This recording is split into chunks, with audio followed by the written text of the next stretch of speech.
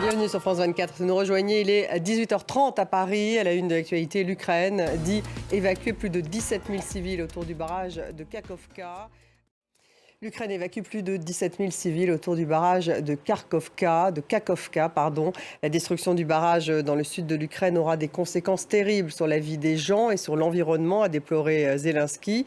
On retrouve tout de suite à Kiev Gulliver Krag. Gulliver, bonsoir. Les Ukrainiens accusent la Russie de crimes de guerre. Qu'en est-il?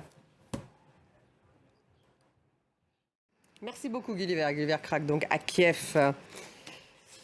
Analyse avec Bilal Tarabé. Bonsoir Bilal. 17 000 personnes évacuées, je le disais, c'est une catastrophe écologique. Oui, c'est une catastrophe écologique. D'ailleurs, Volodymyr Zelensky et humanitaire, mais tout de suite parlé, évidemment.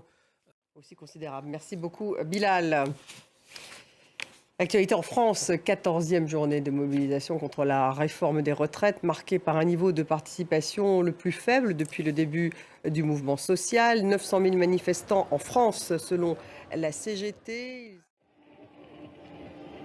Et oui, vous le disiez tout d'abord, ces chiffres, 300 000 personnes qui ont défilé dans les rues de Paris selon la CGT, 31 000 selon la préfecture. Une manifestation qui a démarré plutôt bon enfant et puis des échauffourées ont éclaté vers 17h heure de Paris.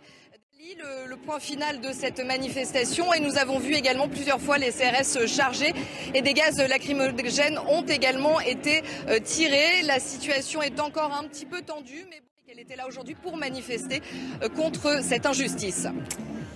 Merci Pauline Godard dans le cortège parisien. C'est dans ce contexte qu'Emmanuel Macron a rendu hommage aux 177 Français qui ont débarqué en Normandie le 6 juin 1944. Pour les actualités internationales, le Kosovo ouvert à la possibilité de nouvelles élections dans 4 municipalités du nord du pays à majorité serbe.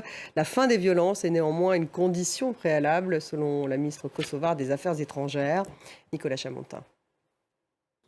Et la chanteuse brésilienne Astrud Gilberto, figure de la bossa nova et interprète de The Girl from Ipanema, est morte à l'âge de 83 ans à Philadelphie aux États-Unis.